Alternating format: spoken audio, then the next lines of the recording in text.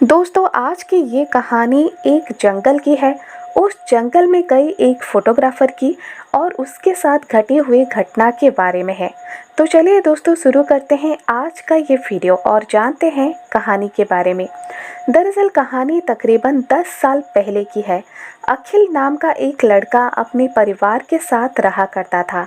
उसके परिवार में माता पिता और एक छोटी बहन भी थी। अखिल पढ़ाई लिखाई में काफ़ी ज़्यादा होशियार था। उसने इंजीनियरिंग की और एक अच्छी सी कंपनी में उसे नौकरी भी मिल गई। नौकरी अच्छी थी तो सैलरी भी काफ़ी ज़्यादा अच्छी थी, जिससे कि उसके माता पिता बहुत ही ज़्यादा खुश थे। छोटी बहन की भी पढ़ाई पूरी होने वाली थी। अखिल का एक शौक था जो कि बहुत ही प्यारा लगता था उसे, यानी अखिल को फोटोग्राफी करने का बहुत ही ज़्यादा शौक था। बहुत पसंद था उसे जीव जंतुओं की फ़ोटोग्राफी करना। तो जब भी अखिल को मौका मिलता, जब भी उसकी छुट्टियां होती, तब वो जाता जंगलों की ओर और वहाँ पर घूम घूम कर जीव जंतुओं की फ़ोटोग्राफी करता, जो कि उसे बहुत ही ज़्यादा खुशी देता था। और ये शौक़ अखिल को बचपन से था। बचपन में उससे ऐसा कोई मौका तो नहीं मिला, पढ़ाई लिखाई में ही समय उसका चला गया। लेकिन जब उसकी नौकरी लग गई तब उसे लगा तो अब तो लाइफ सेट है, अब मैं जो चाहे वो कर सकता हूँ। फिर अखिल ने अपने लिए एक अच्छा सा कैमरा खरीदा और जब भी उसे मौका मिलता कैमरा पकड़ता और जंगलों की तरफ जाता, चाहे जंगल जितना भी दूर हो। लेकिन अखिल को जब भी मौका मिलता वो ये मौका नहीं छोड़ता। ऐसा ही एक दिन आता है जब अखिल घर पर कहकर निकलता है कि अब 4-5 दिन की मेरी छुट्टियां हैं, तो मैं जंगल की तरफ जाऊंगा और आप लोगों के टच में हो सकता है कि मैं ना रहूं। अगर वहां पर फ़ोन का सिग्नल होगा तो मैं आपको फ़ोन कर पाऊंगा, नहीं तो नहीं कर पाऊंगा।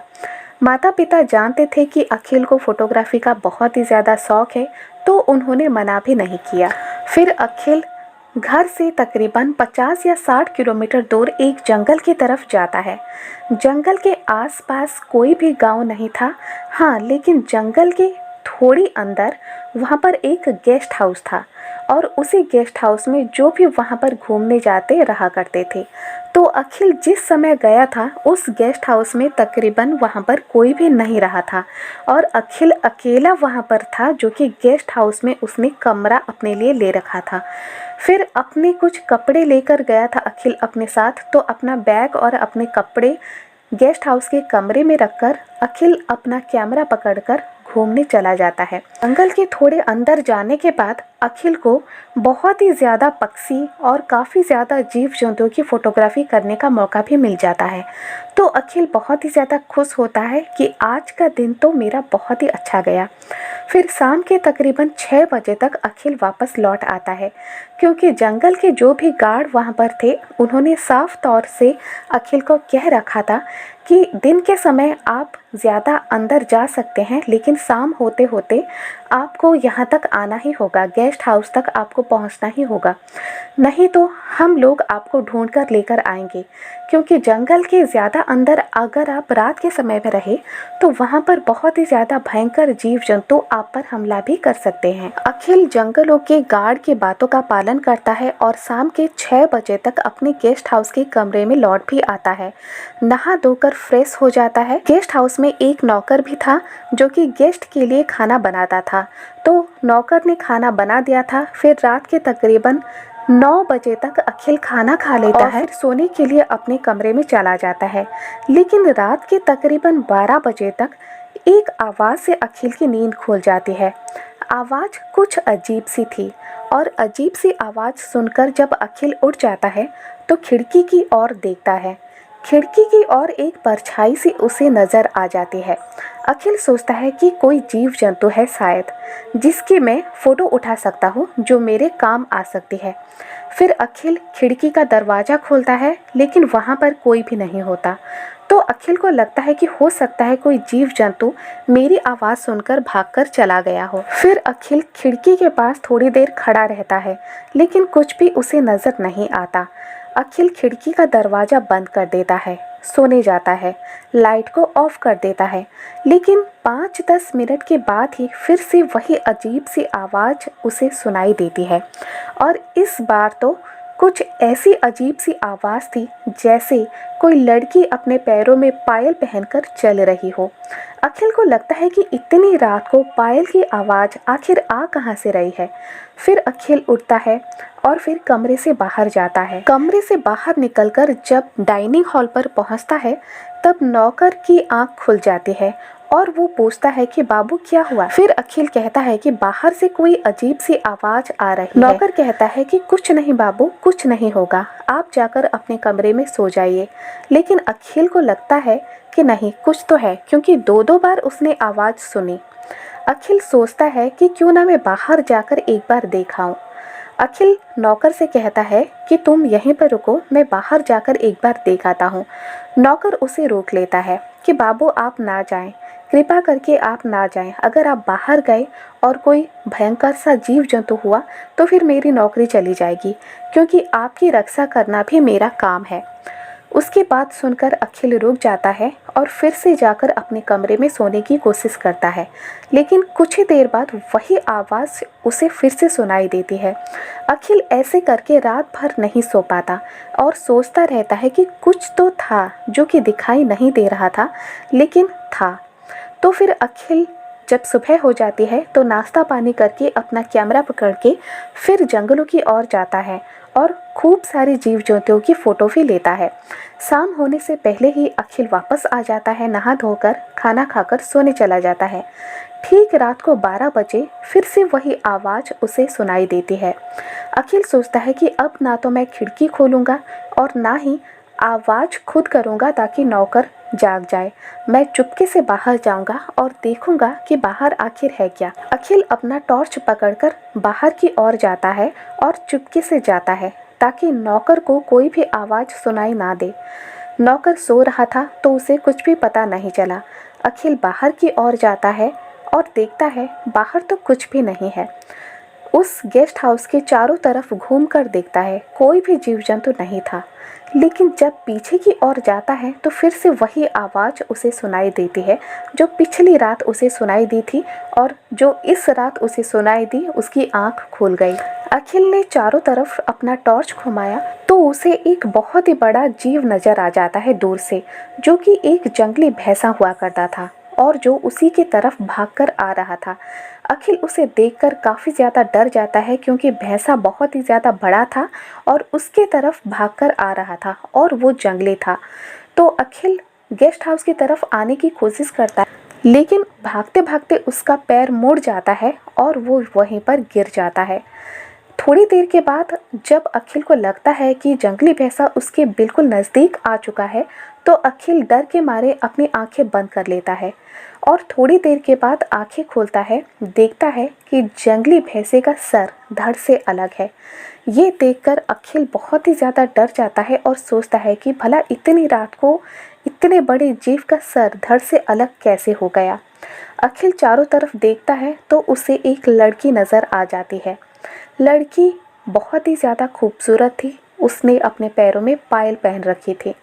अखिल उसे देखकर चौंक जाता है कि इतने गहरे जंगल में इतने रात को एक अकेली लड़की भला कर क्या रही है।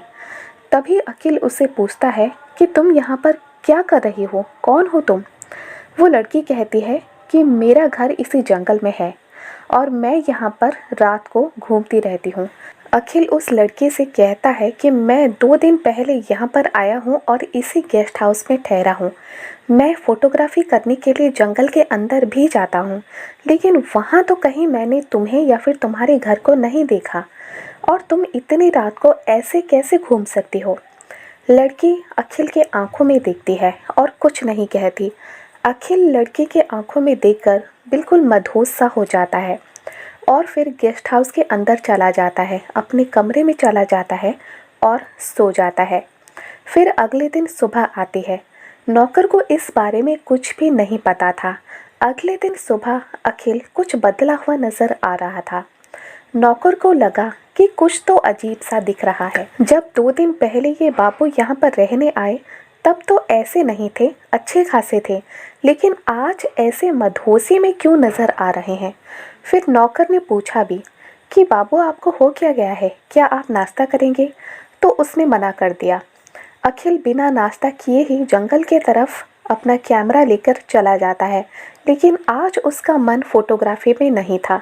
कैमरा उसने ज़रूर पकड़ा था, लेकिन उसका मन जाकर उस लड़की के पास था।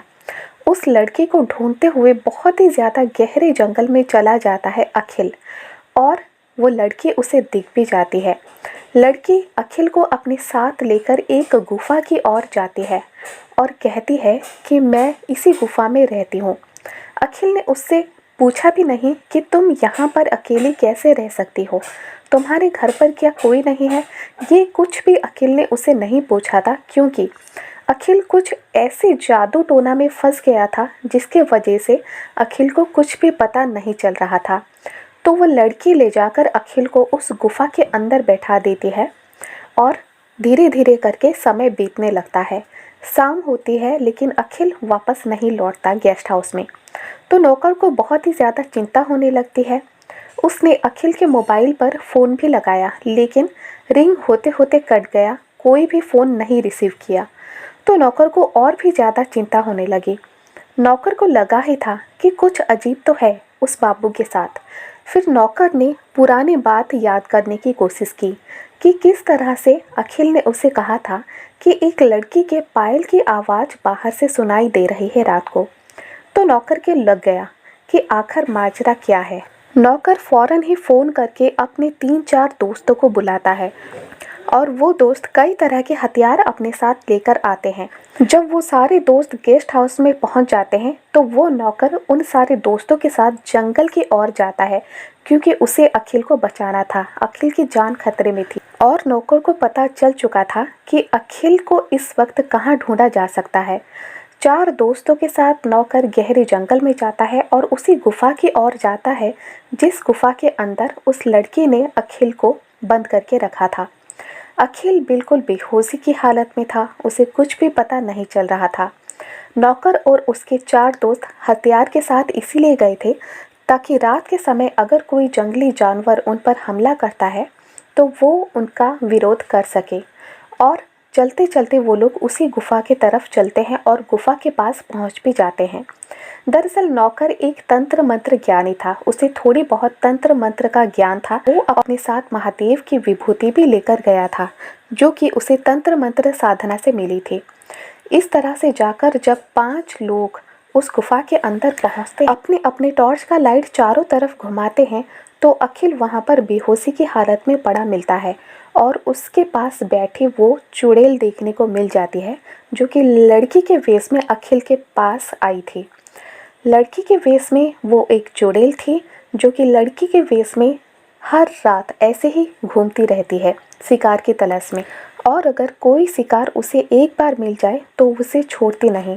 वो उसे मदहोशी की हालत में ले आती है और उसी गुफा के ओर ले जाकर उसे उसी गुफा में बंद कर देती है। फिर जब आधी रात का समय आता है और उसकी शक्तियाँ बढ़ती है, तो वो उसका खून चूसकर उसे वहीं पर मार डालती है, और इस तरह से उस चुड़ैल की शक्तियाँ भी बढ़ती है।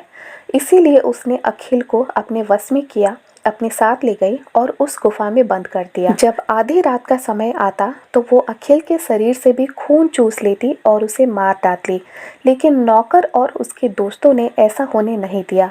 जब वो 5 लोग उस गुफा के अंदर पहुंचे तो वो चुड़ैल वहीं पर बैठी हुई थी और उसका असली रूप भी नौकर ने देखा। बहुत ही ज़्यादा भयंकर था, लाल आंखें थी, दांत बाहर निकले हुए थे और उसे कोई भी देखकर डर जाता। क्योंकि नौकर तंत्र मंत्र ज्ञानी था, तो उसे अच्छे से पता था कि चुड़ैल उसके आसपास भी नहीं आ पाएगी, और कुछ विभूति उसने अपने दोस्तों के हाथ में भी दे रखी थी ताकि चुड़ैल उनके पास भी ना आ पाए।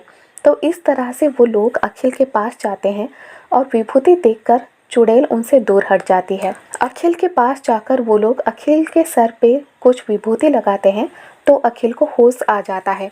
फिर अखिल उनकी ओर देखता है और देखता है कि बहुत ही ज़्यादा रात हो चुकी थी और वो एक गुफा के अंदर था।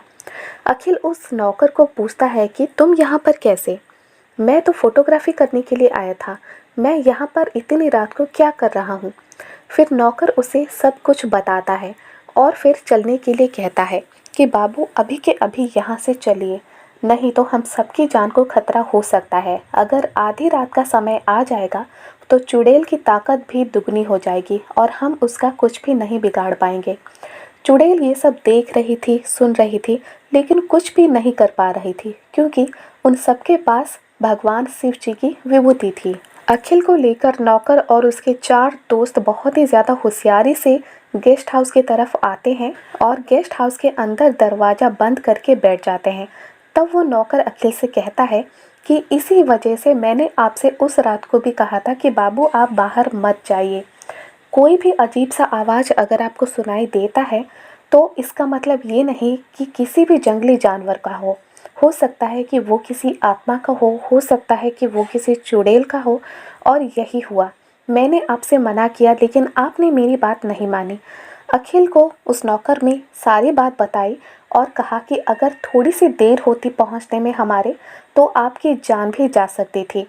अखिल ये सब सुनकर बहुत ही ज़्यादा डर जाता है और उस घटना के बाद तो उस गेस्ट हाउस में या फिर उस जंगल में जाने की सोचता भी नहीं।